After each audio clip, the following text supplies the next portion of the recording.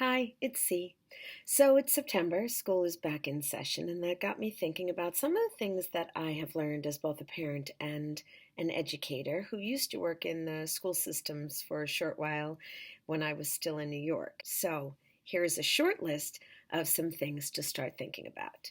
First of all, I want to say this. My mom always told me any cat can have kittens. And what she meant by that was that anyone can procreate. That doesn't make you a parent, and it certainly doesn't make you an effective parent. So, the first thing I want to tell you is just because you can have children doesn't mean that you know everything about raising them. And I know we think that. I remember when I had my daughter, just like, I know everything about what's right to do with for her, and you think that right away. And in a lot of ways, you're right, but not in every way. So, number one, this is really simple. Be willing to read, to learn, to get a good parenting book or a few, to subscribe to a good parenting magazine or a few, or to even get some tips online because we don't know everything and it's good to get some expert advice.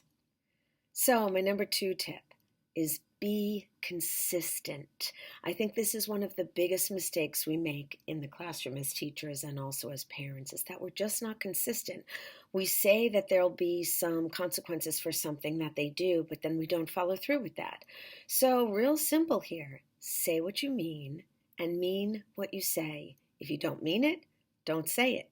And if you say it, make sure you mean it. So that if you're going to hold your children accountable for something, make sure you hold them accountable because it's the only way that you actually will be able to affect the behavior that you are trying to affect, either as a parent or as a teacher or both. So be consistent. Also, I want to just tack on with that a little bit that children, when they're young children, actually really thrive on consistency and predictability. So come up with a consistent and predictable pattern of behavior on the things that really matter. Which leads me to thought number three, pick your battles carefully. Not every battle is worth having. Not every fight is worth fighting. So think carefully about the ones that matter. Give them the priority and be willing to let things that aren't as important go.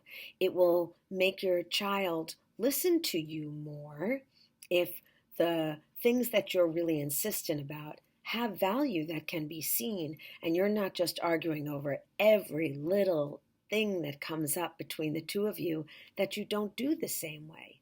So pick your battles carefully. That's a good one. Another thing I want to say is tell your family story from day one. And what I specifically mean about this is that if your child is adopted or there's some skeleton in the family closet, tell it from the very beginning. Don't wonder when is the right day, what is the right age to start talking about this. Talk about it before your child is even cognitive. Then it will just be part of the story of who your family is, the identity that your family has. And it won't ever come to a moment where it's a jarring or disturbing sit-down story that you have to share. In the same way, I would encourage you to follow the rules that you want to follow as parents from day one. I never wanted to curse in front of my daughter. I didn't wait to figure out when she was old enough that she would start mimicking me.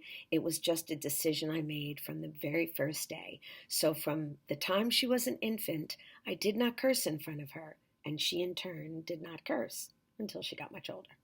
But then, so did I. Another one for when your children are young, don't tell them not to talk to strangers. This is such old-fashioned advice that I hope we're maybe not still perpetuating, but we shouldn't be.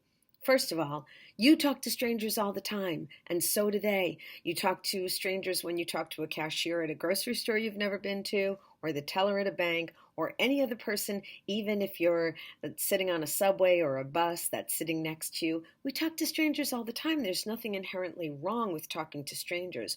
What you want to do is teach your child to be smart and follow his or her instincts in terms of who they trust and do not trust. And more importantly, something I remember learning from a child expert when I had a small child was that if your child gets lost or needs to talk to a stranger because they cannot find you in a mall or amusement park or somewhere, tell them to find someone who looks like their grandmother. And if your child doesn't have a grandmother, then tell them to talk to somebody who looks like the neighbor's grandmother or some other grandmother they know. The thought behind this is that statistically, older women are very, very rarely people to be afraid of. They will most likely help your child. And so I didn't invent this one, but I think it's super smart advice to tell your child if they get lost and they must talk to a stranger, which is also why you don't want to tell them not to, that they should try and find someone who looks like their grandmother. Here's another one that I feel very strongly about, and it kind of makes me a little crazy sometimes when I see this. A child, usually a young child, is sitting there going, "Mommy, Mommy, Mommy," and the mother doesn't answer. Don't ignore your child. If you're talking to somebody else, it's the perfect opportunity to teach your child patience. So if your child wants your attention and the timing isn't right for you, give them something specific that says when you will be able to listen to them. Let me finish reading this article in the newspaper, or let me finish this phone call, and as soon as I do, you will have my full attention. It's a great way to teach your child patience, but don't ignore them. That's not the right thing to do to anyone, and definitely not to your child. Along those same lines, I want to tell you something.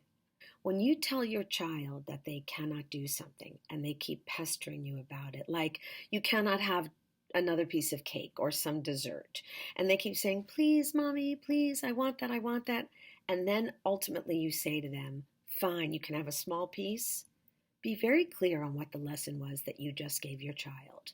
You gave them the lesson that if they pester you enough, you will give them what they want. So then don't wonder why they're so pesty all the time and why they always bother you about something that you've already told them. Again, it goes back to the first thing I said about being consistent and having rules. If the rule is you can have one dessert a day and your child has already had one dessert and they say, "I want another dessert," and you say you cannot have it, then that's the end.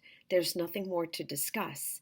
But if you let them keep bothering you and wearing you down until you say yes, then what you've taught them is actually the rule is they can have one dessert a day until they pester you enough to get the second. And so that's what they will do, because you may not realize that's the lesson, but they will. So that's a pretty long list for today. I'm sure there will be more that I will want to cover in future posts. And as always, if you have an idea for good parenting, please share it with the rest of us. I also think I might do the same thing with some pet, how to be a good pet owner. I'm not an expert on pet care, but my mom actually was, and I learned some things from her that I'll share with you in future vlog posts. So, all the usual requests for liking and sharing and subscribing and just communicating with me because I'm really interested in what you have to say. And a reminder that I am new to Instagram, so please connect with me there at C. Peterson. Have a great week. Bye.